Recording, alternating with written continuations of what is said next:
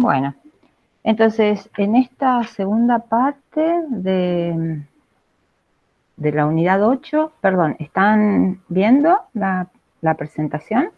Sí, profe, estamos viendo la presentación. Sí, profe. Sí, Bueno. profe. Bueno, entonces, en esta segunda parte de la unidad 8 vamos a ver ciclos frigoríficos. La bibliografía es también termodinámica de Sengel, quinta edición, o cualquier otra edición posterior también está bien. Bueno, una de las aplicaciones más importantes de la termodinámica es la refrigeración.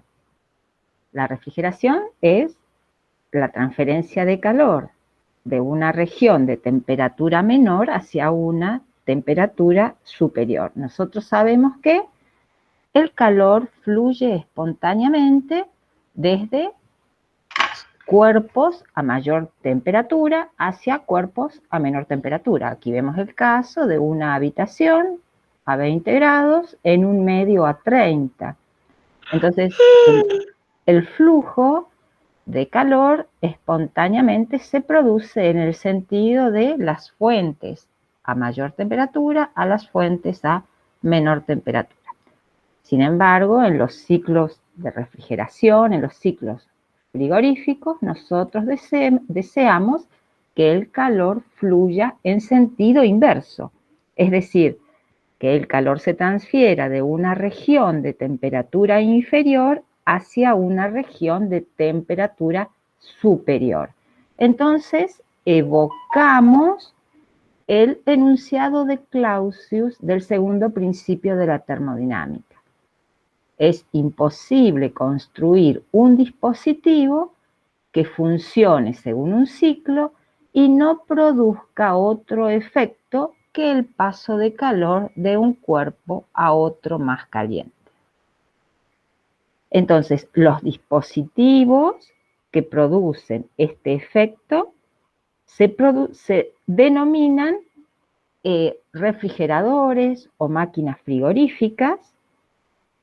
La sustancia que trabaja en estos ciclos se denominan refrigerantes y el ciclo que describe una máquina que produce este efecto es un ciclo de una máquina frigorífica.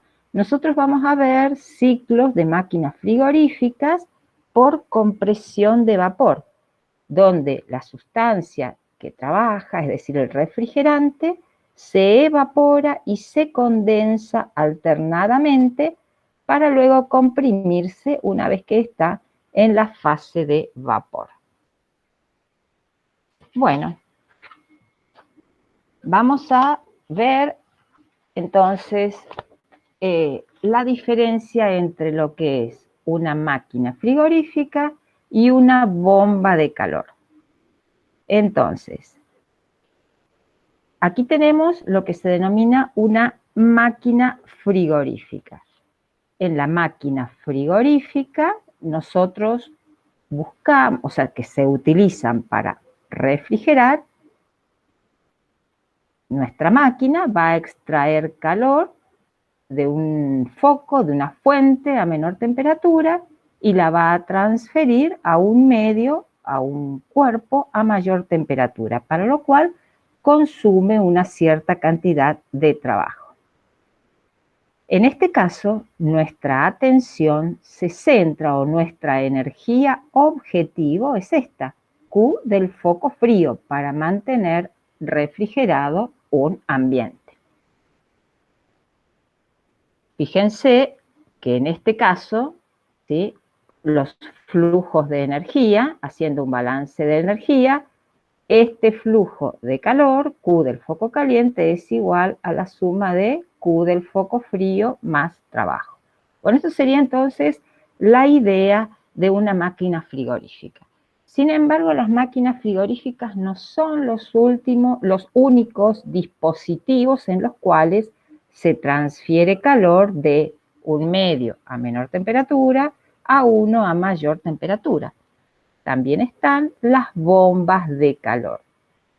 Fíjense cómo el dispositivo también extrae calor de un medio a menor temperatura, lo envía a un ambiente a mayor temperatura y consume una cierta cantidad de trabajo.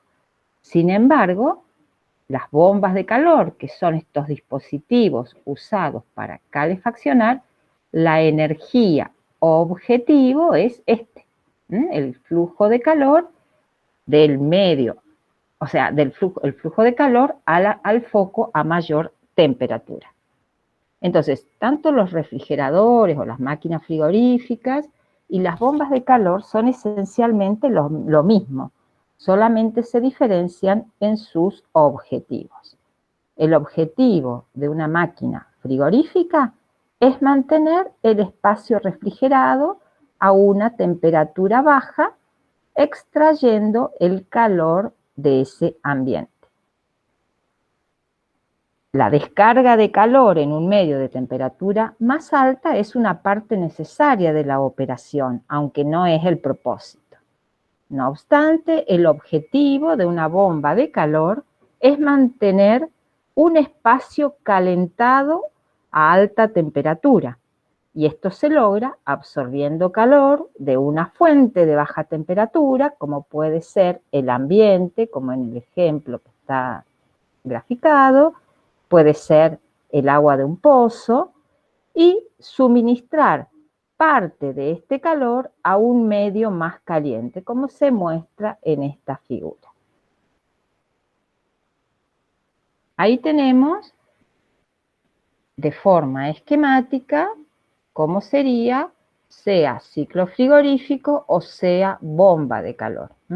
Entonces, la máquina que trabaja según un ciclo entre dos fuentes, extrayendo calor de la fuente a menor temperatura y cediendo calor a la fuente a mayor temperatura y consumiendo una cierta cantidad de trabajo.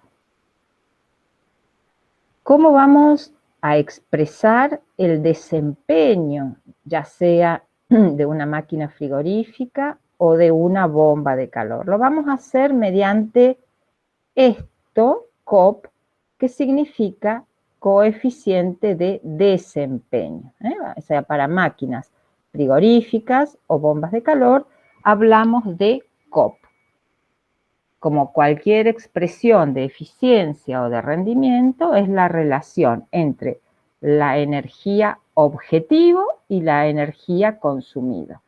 Entonces, dijimos, en una máquina frigorífica, el objetivo es el calor que se extrae del ambiente que vamos a refrigerar, es decir, Q del foco frío. Y la energía consumida es el trabajo neto. Bueno, de acuerdo a los balances energéticos, el trabajo neto. ¿Qué significa el COP? ¿Cómo, Eliana? ¿Qué dijo que significa el COP? Coeficiente de desempeño. Lo que pasa es que estas son las siglas del inglés. Bueno.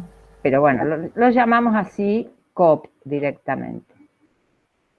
Entonces, bueno, en una máquina frigorífica dijimos, la energía útil o objetivo es esta. O sea, si esta es mi habitación que quiero mantener refrigerada, el objetivo es este, Q del foco frío.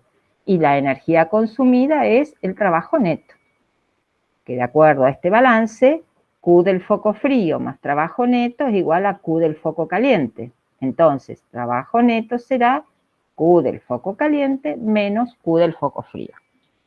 Ponemos valor absoluto porque nosotros ya hemos colocado los signos, ¿sí?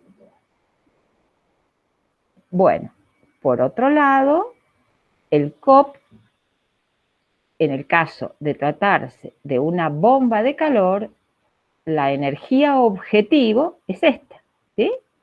Porque nosotros tenemos una habitación que queremos mantener a una temperatura alta, para lo cual nos interesa este flujo de calor, Q del foco caliente.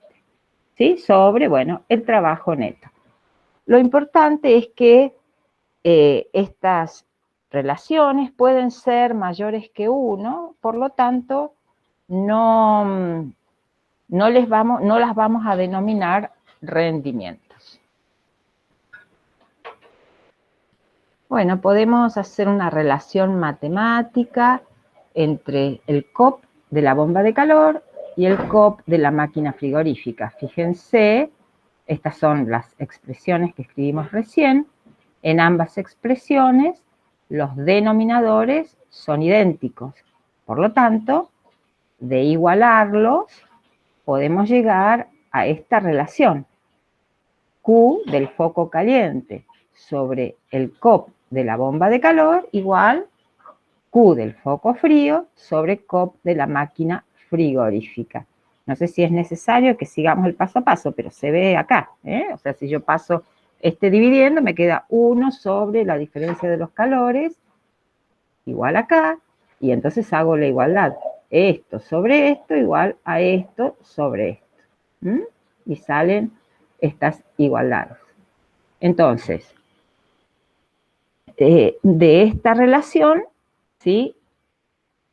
La reacomodo, aquí reacomodo los distintos miembros y reemplazando esto en la expresión del COP de la bomba de calor, ¿sí? COP de la bomba de calor igual 1 sobre 1 menos COP de la máquina frigorífica sobre COP de la bomba de calor. Reacomodando, llego a que COP de la bomba de calor menos COP de la máquina frigorífica es igual a 1. Entonces, esta relación implica que siempre COP de la bomba de calor va a ser mayor que 1, porque va a ser 1 más COP de la máquina frigorífica.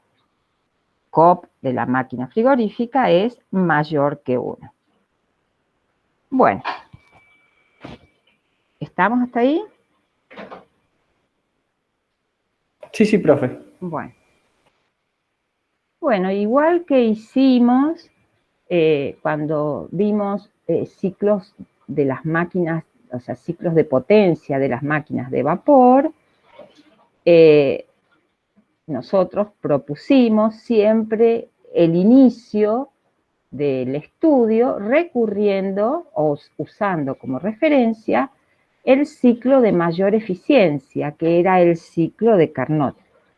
Recordemos que el ciclo de Carnot es un ciclo totalmente reversible que está formado por 2 procesos isotérmicos y 2 procesos adiabáticos reversibles o isoentrópicos. Recordemos que estos ciclos son los que tienen la máxima eficiencia térmica entre 2 fuentes a determinadas temperaturas.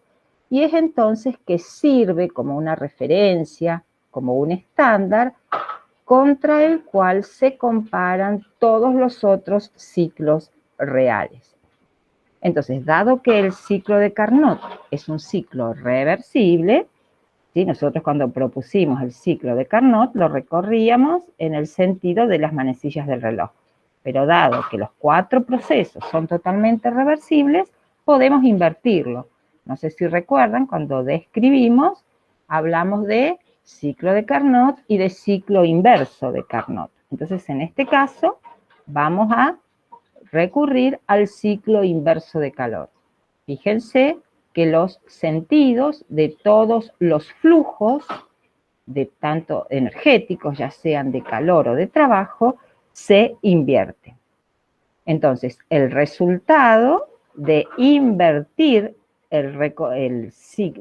los procesos de este ciclo de Carnot me da un ciclo que opera en el sentido contrario a las manecillas del reloj, es decir, en este sentido. Este sería el diagrama TS y este sería entonces un ciclo inverso de Carnot. ¿Cómo sería?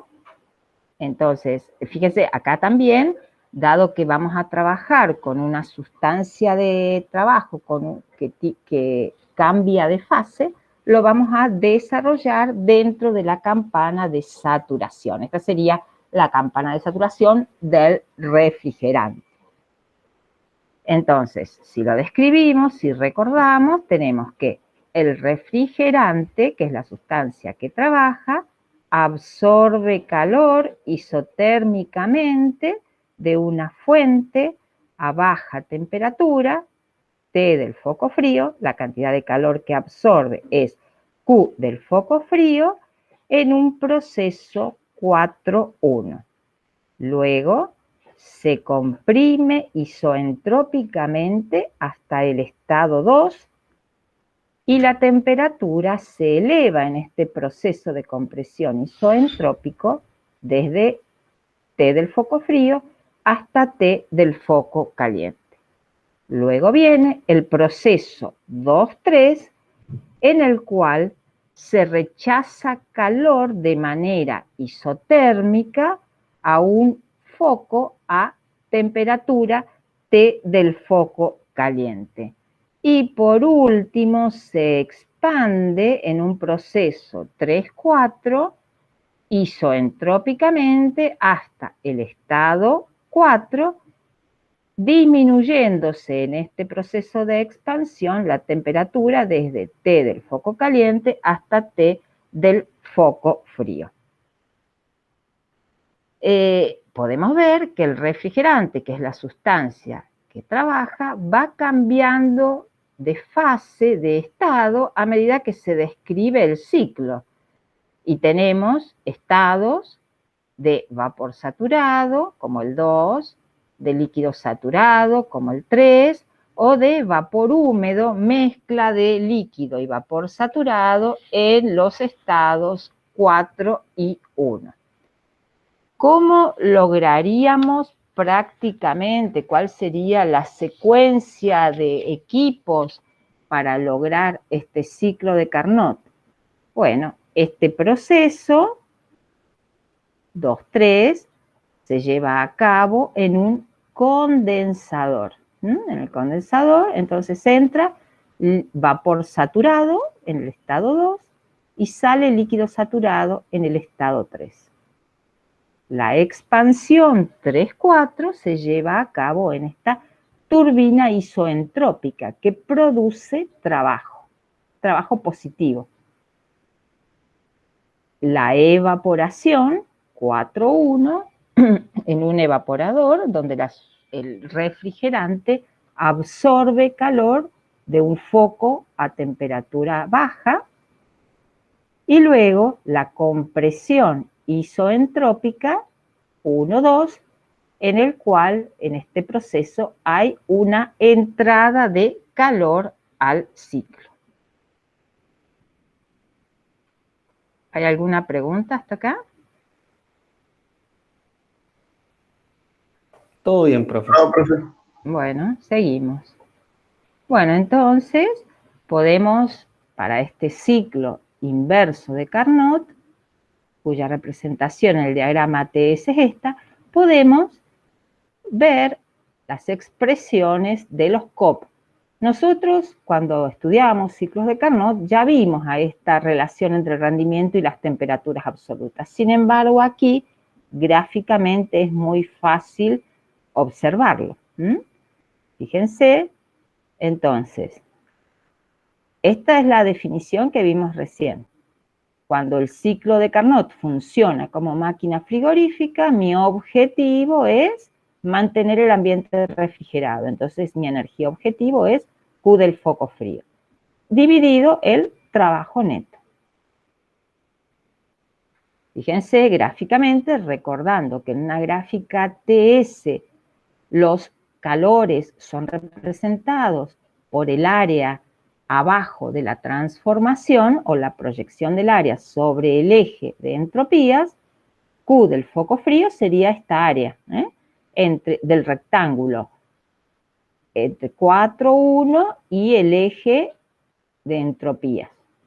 Entonces, Q del foco frío sería del el área de este rectángulo, que tiene de base delta S y de altura T del foco frío, ¿sí?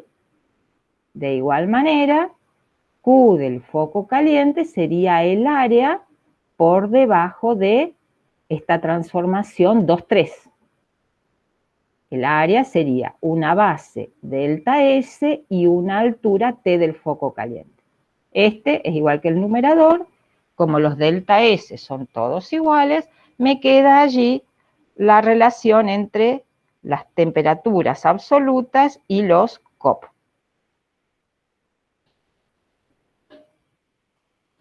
Bueno, de igual manera, ¿sí? Si nosotros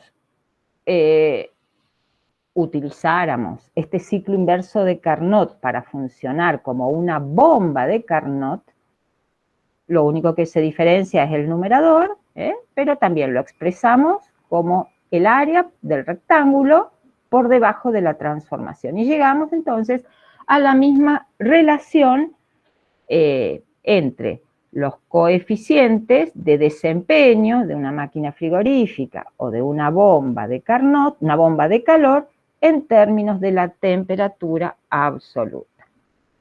Aquí un ejemplo.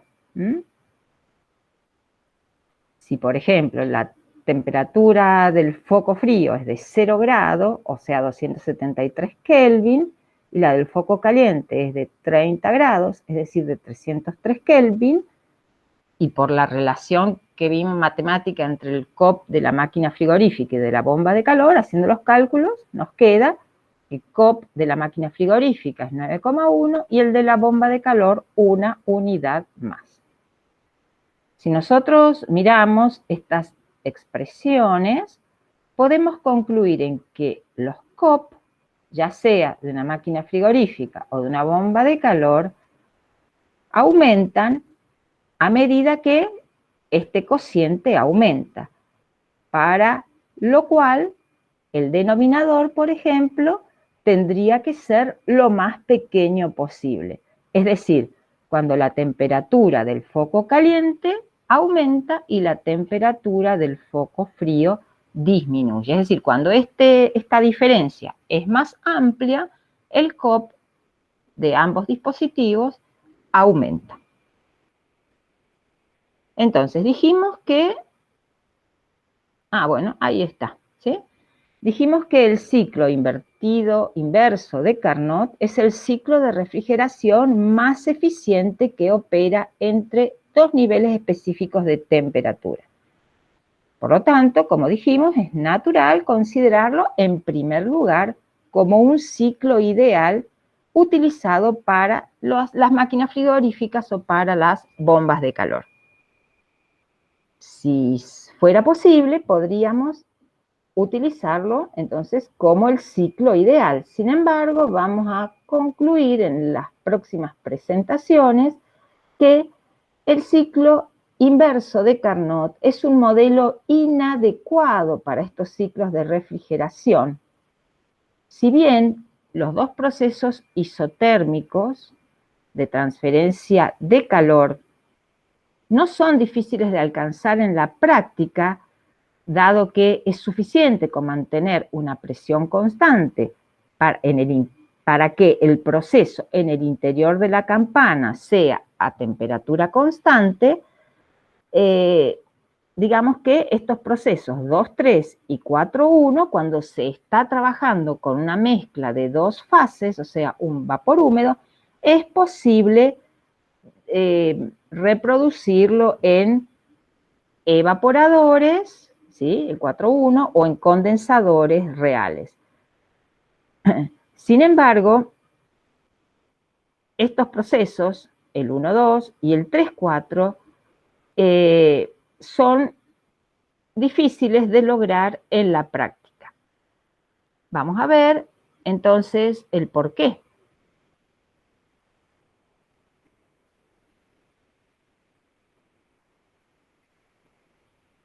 Antes de esto, a ver, veamos acá, fíjense, entonces, que cuanto mayor sea la diferencia entre las temperaturas del foco caliente y del foco frío, mayor será el COP. Sin embargo, estas diferencias no se pueden ampliar demasiado porque estoy limitada con la temperatura del foco frío y con la temperatura del ambiente o del foco caliente, dado que siempre tiene que haber un delta de temperatura para que la transferencia de calor sea posible. Es decir, si mi foco caliente, por ejemplo, estamos en el caso de una heladera, y mi foco caliente es el ambiente de la cocina, que está a 25 grados, este proceso 2-3 en el condensador, para que haya un flujo de calor hacia el medio ambiente, el refrigerante tendrá que estar a una temperatura menor que los 25 grados, ¿sí? Para asegurarme este flujo de calor. Igual ocurre con el análisis en esta zona, es decir, no puede disminuirse la temperatura del refrigerante más allá de la temperatura del medio en el cual estoy extrayendo el calor, porque si no, la transferencia de calor no sería posible. Bueno, entonces vamos con las dificultades para materializar el ciclo de Carnot en una máquina real. Habíamos dicho que las principales dificultades estaban en esta transformación y en esta otra. Bueno, aquí teníamos, dijimos, una turbina, una expansión isoentrópica. Fíjense que a la salida de la turbina alcanzamos un estado de vapor húmedo con alto porcentaje de humedad, con los consiguientes problemas de tener una turbina en cuya descarga hay altas gotas de agua que producen erosiones y desgaste de las turbinas. Por otro lado, si nosotros miramos, el trabajo que obtendríamos de esta turbina es pequeño frente a lo que significa comprar una turbina, invertir o los costos de inversión en una turbina y también el mantenimiento y los costos de operación. Entonces, tener una turbina en esta transformación 3-4 no tiene mucho sentido. O sea, es en forma práctica, colocar una turbina para este proceso 3-4 no tiene justificativo bajo ningún punto de vista. Pero, entonces, ¿cuál es la primera modificación que se le hace a este ciclo? Justamente centrada en este proceso 3-4. ¿Qué se hace para disminuir la presión? Desde el valor de la presión en el condensador hasta el valor de la presión en el evaporador, simplemente no se coloca una turbina y se coloca un dispositivo que genere una pérdida de carga. Eso es lo que se conoce como válvula reductora o tubo capilar. ¿Cómo quedaría el ciclo? Quedaría así. Entonces, ¿por qué está representada esa transformación en línea de puntos? Porque no es una transformación reversible. Es una transformación irreversible porque simplemente es una válvula que produce una pérdida de carga y la consecuente disminución de la presión del refrigerante del valor que tiene en el condensador al valor que tiene en el evaporador. Sin embargo, esta transformación no es reversible como el resto de las transformaciones. ¿Cuál es la característica desde un punto de vista termodinámico? Es isoentálpica, es decir, la entalpía del estado 3 es igual a la entalpía en el estado 4. Es decir, la entalpía del estado 4 a la salida de la válvula e ingreso al evaporador será igual a la entalpía del líquido saturado a la presión del condensador. Entonces, si nosotros comparamos este nuevo ciclo con respecto al ciclo de Carnot que teníamos originalmente, vamos a ver que esta área que está acá rayada, ahora no la vamos a tener. Es decir, Q del foco frío antes estaba representado por todo este rectángulo. Ahora solamente por esta área sombreada. Es decir, disminuye Q del foco frío en estos ciclos frigoríficos a compresión de vapor en régimen húmedo respecto del ciclo original de Carnot. Por lo tanto, estos ciclos tienen menor COP que el ciclo de Carnot de referencia. ¿Por qué se denominan en régimen húmedo? Porque el estado final del proceso de condensación es vapor húmedo. ¿Estamos hasta ahí? Sí, sí, profe. Bueno, vamos entonces a ver, también hablamos de la dificultad de materializar la transformación, la compresión isoentrópica reversible 1,2.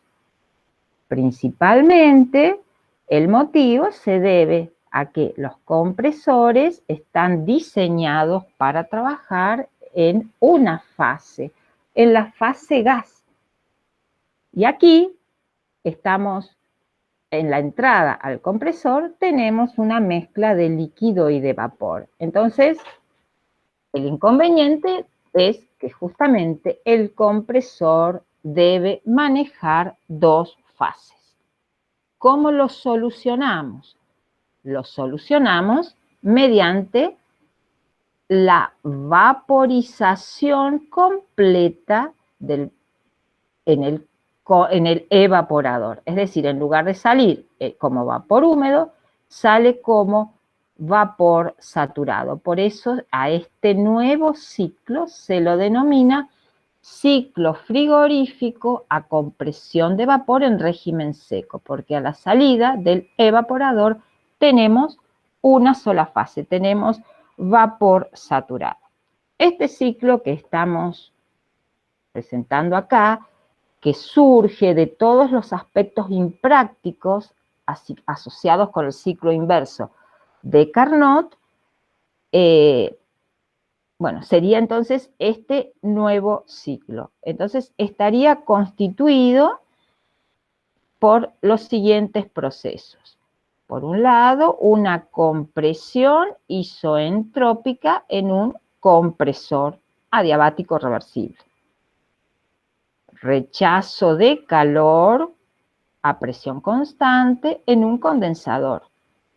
Estrangulamiento en un dispositivo de expansión, que es la válvula reductora, y absorción de calor a presión constante en un evaporador. Entonces, sigue siendo un ciclo ideal porque tenemos, o sea, parte de los procesos en este ciclo son de tipo reversible, los que están representados con la línea llena. Entonces, si nosotros comparamos este ciclo de régimen húmedo respecto al ciclo en régimen seco, fíjense que estamos incrementando el Q del foco frío en toda esta área verde. Entonces se produce un incremento en el calor del foco frío y por lo tanto el COP de un ciclo frigorífico a compresión de vapor en régimen húmedo, ¿sí? Esto está al revés.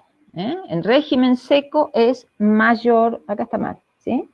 En régimen seco es mayor que en régimen húmedo, porque ven, este es el régimen seco y tenemos un incremento en Q del foco frío. Ahí, bueno, cuando lo vean hay que corregir eso. Bueno.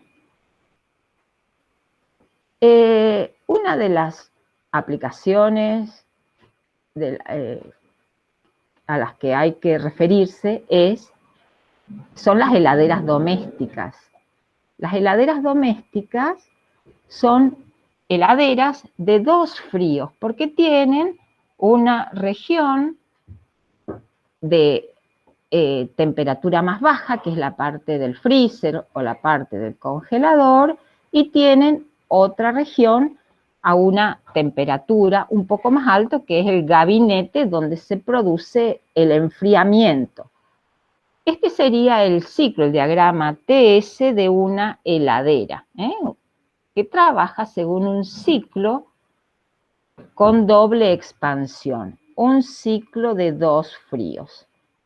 Entonces tenemos un compresor en el cual se lleva a cabo la compresión adiabática reversible isoentrópica, consumiendo una cierta cantidad de trabajo. Luego tenemos un condensador. En este condensador se rechaza calor al medio ambiente. Supónganse que el medio ambiente de la cocina está a 25 grados. Entonces, la ordenada T para este estado 3 serían los 25 grados. Luego tenemos una primera válvula de expansión, 3,4, donde se alcanza, la temperatura va desde la temperatura de 25 grados, por ejemplo, hasta la temperatura de 3 grados que está en el interior, en el gabinete de la heladera que produce la refrigeración. Entonces, una primera válvula de expansión y aquí tenemos un primer evaporador. Un evaporador que trabaja, que está constituido por los serpentines que están en el interior de la heladera, pero en el compartimiento, en el gabinete de abajo. Luego tenemos otra válvula de expansión, 5,6, y luego otro evaporador. Esto está en la parte alta de la heladera, la parte que trabaja, por ejemplo, a menos 18 grados. Y luego tenemos nuevamente el compresor y así se reinicia el ciclo.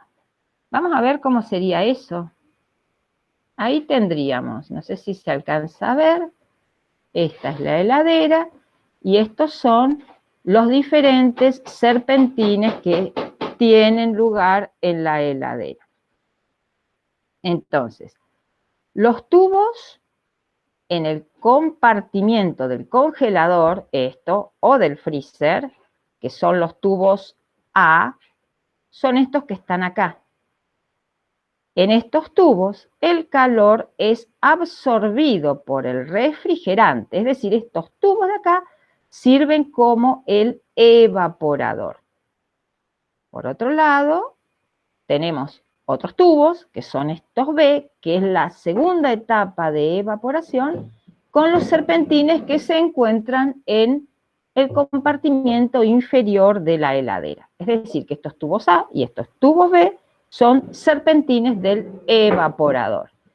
Y luego tenemos estos serpentines que serían los que se encuentran en la parte posterior de la heladera.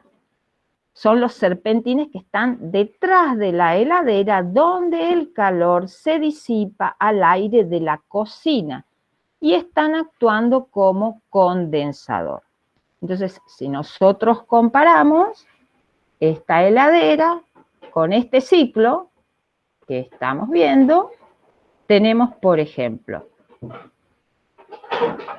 dijimos, los serpentines del condensador, ¿sí? Son los serpentines que están en la parte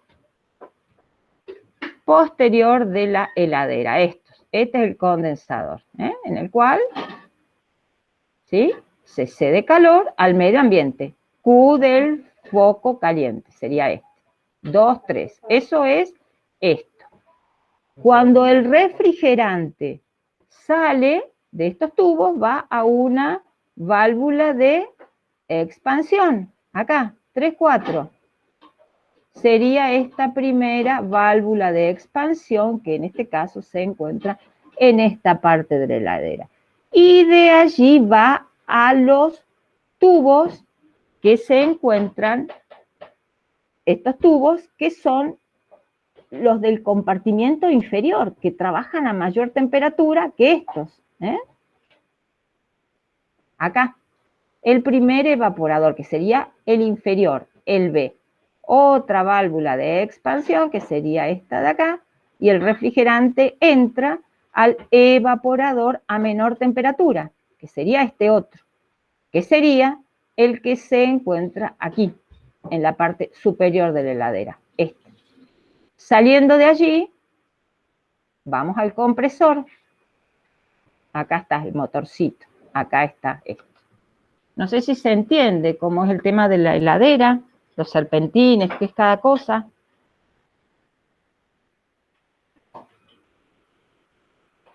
¿Estamos? ¿Estamos conectados todavía? Sí, profe. Bueno, no hay más, no hay dudas. Sí, una pregunta. ¿Por qué pasa en el diagrama primero al B y después a la parte A?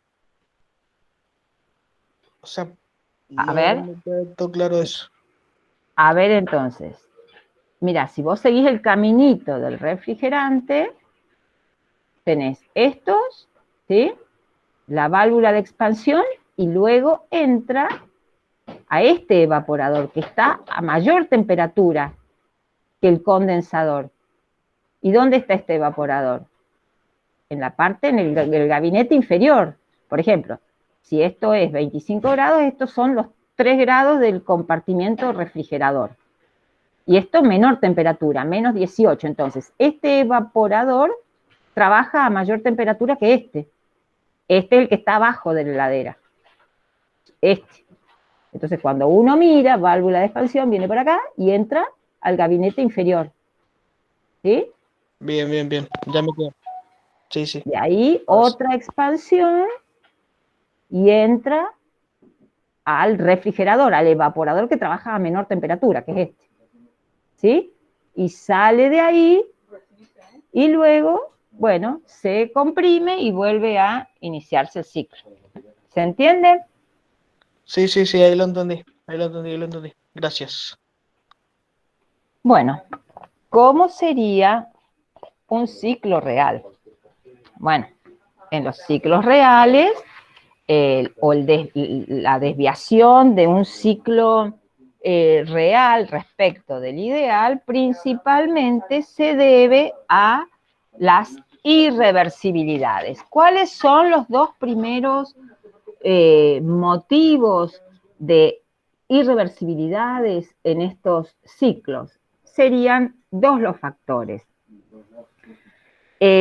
Dos son las fuentes comunes de irreversibilidad. Por un lado, la fricción del fluido y, por otro lado, las transferencias de calor hacia o desde los alrededores. Es decir, las transferencias de calor pueden ser del refrigerante al medio o del medio hacia el dispositivo cíclico que está trabajando.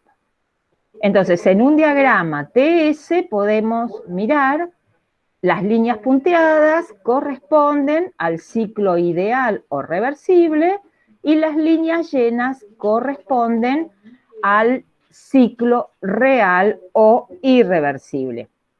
Entonces, podemos ver en el ciclo ideal, el refrigerante sale del evaporador como vapor saturado y allí entra al compresor. Sin embargo, podemos ver esta zona de acá. En la práctica, no es posible controlar el estado del refrigerante con tal precisión que salga el refrigerante en el estado de vapor saturado. Entonces, en lugar de eso, se diseña el sistema de modo que el refrigerante se sobrecaliente ligeramente antes de la entrada al compresor. ¿Para qué se hace este ligero sobrecalentamiento? Para que el refrigerante se evapore por completo y entre al compresor en estas condiciones, que no entre, digamos, con parte de líquido. Por otro lado, la línea de conducción que conecta al evaporador con el compresor suele tener una cierta longitud, por lo tanto, la caída de presión ocasionada por la fricción del fluido y la transferencia de calor de los alrededores al refrigerante pueden ser significativas. Entonces, lo que se hace a la salida, entonces, es que el refrigerante a la salida del evaporador se sobrecaliente.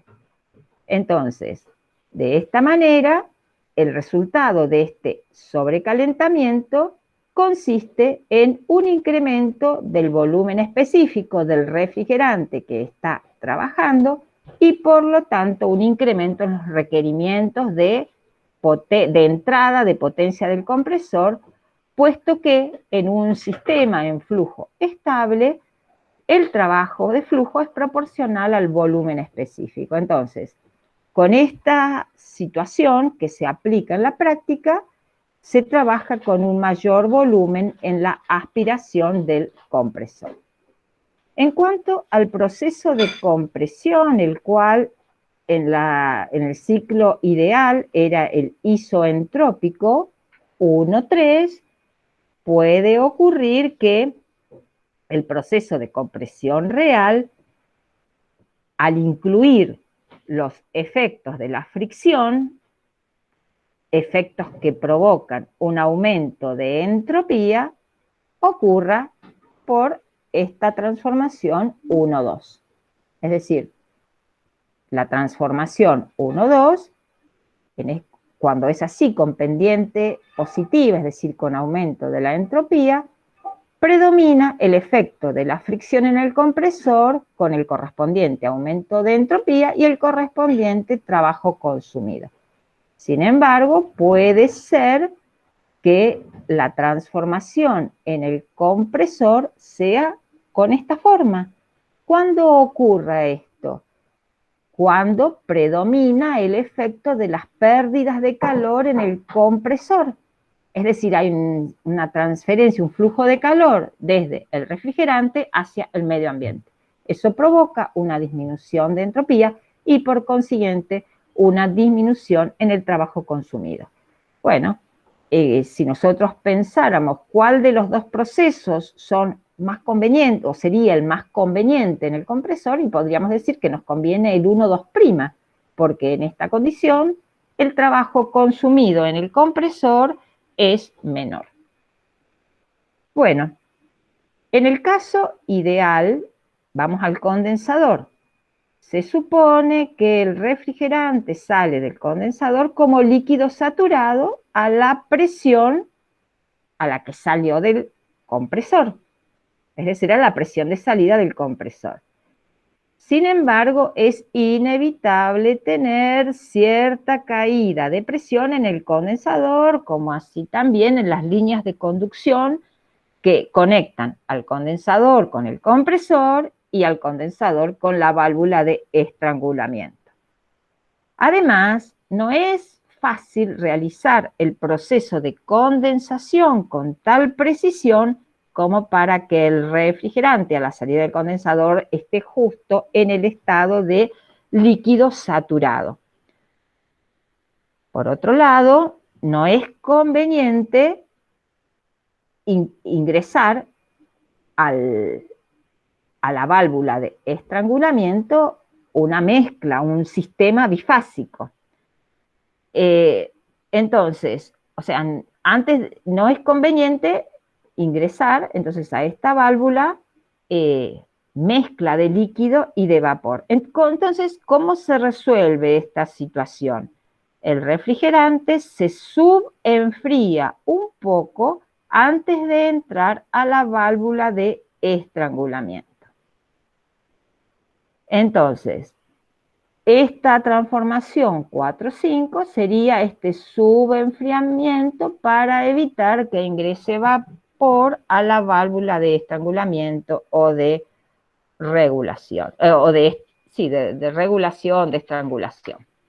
Entonces, bueno, este sería un poco el ciclo real, es decir, el que incluye las irreversibilidades. Bueno, ¿están presentes? ¿Estamos conectados? Sí, profe. Sí, sí. Bueno. Sí, profe. Bueno, gracias.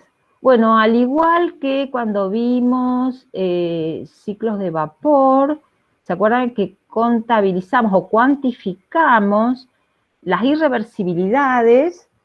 En este caso, en el compresor, en su momento fue en la turbina y en la bomba, ahora van a ser en el compresor irreversibilidades que producen entonces el aumento de entropía. Entonces podemos ver, eso lo vamos a hacer, esa cuantificación, mediante lo que se denomina rendimiento isoentrópico del compresor. Como cualquier rendimiento, sería el trabajo ideal. ¿Por qué el numerador el trabajo ideal? Porque es el trabajo menor. Los equipos que consumen trabajo consumen menos trabajo cuando están trabajando en forma ideal. Dividido el trabajo de compresión del compresor cuando trabaja en forma real. Entonces, dado que se trata de dispositivos de flujo estable, vamos a evaluar los flujos de trabajo y de calor mediante los cambios entálpicos, igual que lo hicimos en los ciclos de las máquinas de vapor. Entonces, en este caso, el trabajo ideal sería el trabajo en la transformación 1,2S. Entonces sería H2S menos H1. Y el trabajo real, medido a partir de los cambios de entalpía, sería H2 menos H1. Este trabajo real es mayor que que el ideal, por lo tanto, el rendimiento sería menor que 1. Bueno, y ahí nuevamente tenemos el tema de las limitaciones de las temperaturas. ¿Sí? Tengamos en cuenta entonces que la temperatura del ambiente, para que haya un flujo de calor del refrigerante al ambiente, tiene que ser menor, la temperatura del ambiente, menor que la temperatura del refrigerante en el condensador. Si no, no se producirá el flujo de calor. Acuérdense que el calor fluye espontáneamente del foco a mayor temperatura al de menor temperatura. Entonces, para que fluya calor del refrigerante al medio ambiente, es necesario que la temperatura del medio ambiente sea menor que la temperatura del refrigerante en el condensador. Y de igual manera, la temperatura del refrigerante en el evaporador, que sería aquí en la transformación 4,1, tiene que ser menor que la temperatura del espacio refrigerado, es decir, del foco frío, para asegurarme entonces la transferencia de calor. Bueno, otro aspecto importante a tener en cuenta es lo que hace a la selección del refrigerante, ¿sí? Diseñar un ciclo o una máquina frigorífica también incluye la selección adecuada del refrigerante. Bueno, en la actualidad existen varios refrigerantes que pueden elegirse, como los clorofluorcarbonos, que son los que se conocen como freones. Otro de los refrigerantes es el amoníaco. También pueden usarse hidrocarburos como propano, etano, etileno. También podría usarse dióxido de carbono o aire. Por ejemplo, en el acondicionamiento de aire en los aviones se usa aire. E incluso se podría llegar a utilizar como refrigerante agua en el caso de aplicaciones arriba del punto de congelación. Entonces, la selección del refrigerante tiene que ver con o depende de la situación específica en la cual va a ser aplicado ese ciclo. Los refrigerantes conocidos como Freon 11, Freon 12, Freon 22, este R134A, del cual ustedes disponen de tabla, abarcan el 90% del mercado de refrigerantes en los Estados Unidos. Este es el Freon 22 y este es la fórmula química del refrigerante 134A. Uno de los refrigerantes que fue utilizado en primer lugar de manera comercial fue el éter etílico. Y le siguieron otros refrigerantes como por ejemplo el amoníaco, el dióxido de carbono, el cloruro de metilo, el dióxido de azufre, hidrocarburos como butano, etano, propano, isobutano. Y los últimos, los clorofluorcarbonos. Uno de los refrigerantes que tiene mejor performance y que ha sido utilizado por muchos años en sectores industriales y en el comercio es el amoníaco. Y aún hoy es preferido frente a otros refrigerantes, aunque tiene la dificultad de ser tóxico. Las ventajas del amoníaco sobre otros refrigerantes son muchas: su bajo costo, los altos COP, y en consecuencia si tiene altos COP tiene menores costos de energía. Las propiedades termodinámicas son muy convenientes, las del amoníaco, es fácil de transportar, los coeficientes de transferencia de calor son altos, con lo cual requiere intercambiadores de calor pequeños y de menor costo, y además es fácilmente detectable en el caso de una fuga, dado que el olor del amoníaco es característico. Además, no produce efectos negativos en la capa de ozono. Sin embargo, la principal desventaja del amoníaco es su toxicidad, lo cual lo hace inadecuado para el uso doméstico.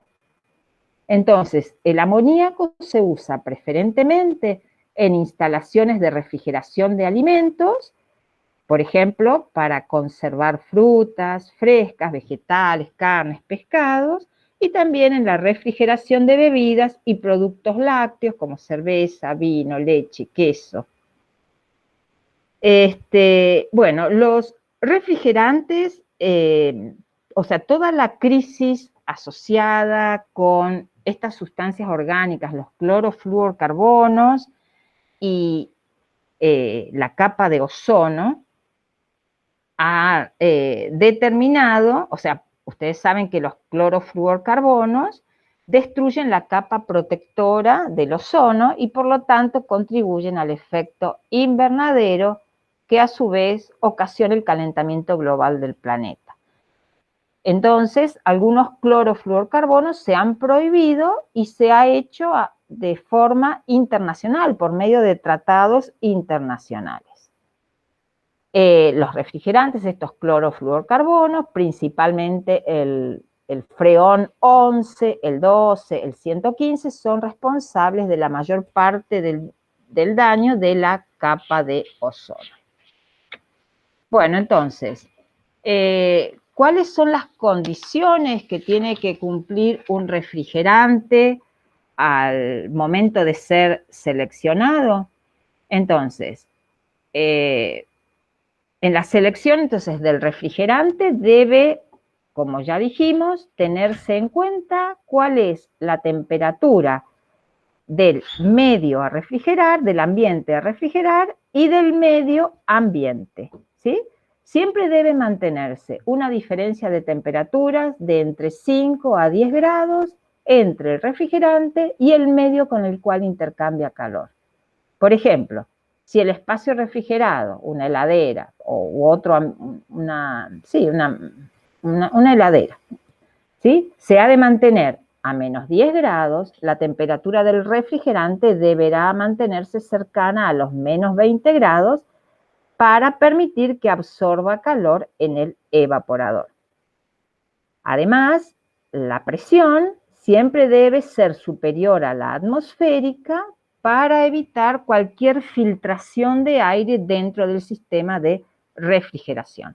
Por lo tanto, un refrigerante debe contener una presión de saturación de una atmósfera o mayor, en este caso a menos 20 grados, en el caso que estamos referenciando. ¿Qué sustancias cumplen estas condiciones? Y el amoníaco y el R134A, que es el que con el que ustedes van a trabajar en la resolución de los ejercicios de ciclos frigoríficos. Bueno, entonces, aquí están entonces las limitaciones en lo que hace a las temperaturas. Por otro lado, debe cumplir otras características, que es no ser tóxico, no ser corrosivo, no ser inflamable, ser químicamente estable, tener alta entalpía de vaporización y, por supuesto, que sea de bajo costo y, bueno, y no dañar el ambiente. ¿Seguimos conectados? Sí, sí, profe. Sí, sí. Bueno, entonces, dijimos, ¿cómo podemos incrementar el COP? Para una máquina frigorífica, por ejemplo, sería aumentar este cociente, para lo cual, ¿sí? Para el caso de que mi ciclo esté trabajando como máquina frigorífica, tendríamos que aumentar el numerador, es decir, aumentar el efecto frigorífico o disminuir la energía consumida en el compresor, minimizar el trabajo de compresión. ¿Cómo podemos aumentar el Q del foco frío, el efecto frigorífico? Mediante el subenfriamiento del líquido saturado a la salida del condensador. Miren cómo el condensador, en lugar de trabajar entre 3, 4, se lo hace trabajar entre 3 y 4', subenfriando el líquido saturado hasta el estado 4', lo cual me genera un aumento en esta área rayada en el Q del foco frío y por lo tanto aumento del COP. Eso sería esta mejora. Por otro lado, dijimos disminuir el trabajo de compresión. ¿Cómo se puede lograr? Mediante la compresión multietapa con refrigeración intermedia. Entonces, en el compresor, en este caso, comprimimos en 2 etapas. Una etapa de compresión, una refrigeración, ¿sí? Una compresión en una etapa, refrigeración intermedia, otra compresión, ¿sí? Y luego la entrada al condensador. Esta área rayada sería el área representativa del trabajo que nos estamos ahorrando en el compresor. Podemos juntar los dos efectos y hacer una compresión en 2 etapas con refrigeración intermedia y el subenfriamiento a la salida del condensador. Entonces, aumentamos en esta área el efecto frigorífico, disminuimos en esta área el trabajo del compresor. Bueno, y ya para finalizar, vamos a ver los equipos que se utilizan para acondicionamiento de aire. Hemos visto que las bombas de calor y los acondicionadores de aire tienen los mismos componentes mecánicos. Por consiguiente, no es económico tener los dos equipos por separado. sino que lo que conviene es tener los dos sistemas, el de refrigeración y el de calefacción, en un mismo equipo. Entonces, un mismo sistema puede usarse como bomba de calor en el invierno y como máquina frigorífica en el verano. Esto se consigue añadiendo esto que se denomina válvula de inversión, una válvula inversora del ciclo. Entonces, al incorporar esta válvula de inversión, el condensador, ¿sí? O sea, este dispositivo está en el exterior del ambiente y este es el que está adentro. Entonces, cuando este circuito está trabajando como bomba de calor, el condensador de la bomba de calor, que está ubicado en el interior del recinto, funciona como evaporador en el acondicionador de aire en el verano. Además, el evaporador de la bomba de calor, que está localizado en el exterior, sirve como condensador del acondicionador de aire.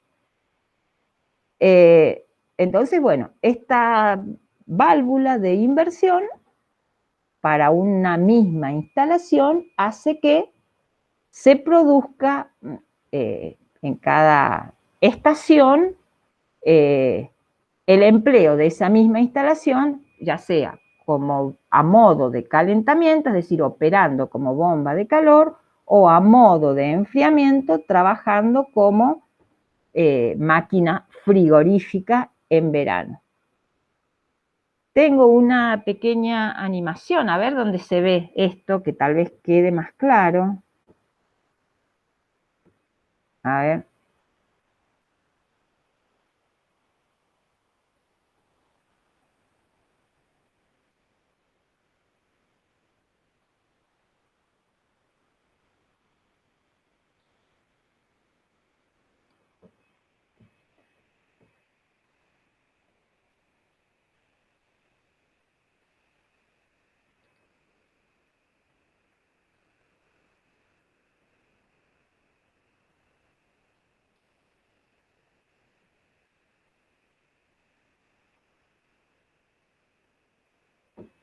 ¿Se ve ahí?